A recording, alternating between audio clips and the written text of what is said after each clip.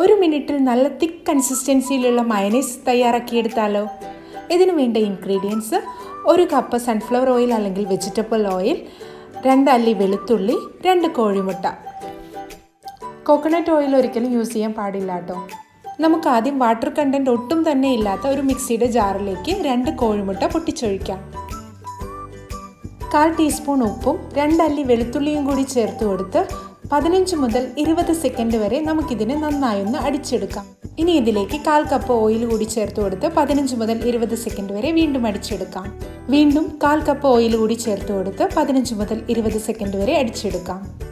ഇങ്ങനെ 1 cup ഓയിലിനെ 1/4 cup വീതം 4 പ്രാവശ്യമായി ചേർത്ത് കൊടുത്ത് 15 മുതൽ 20 സെക്കൻഡ് വരെ അടിച്ചെടുക്കാം.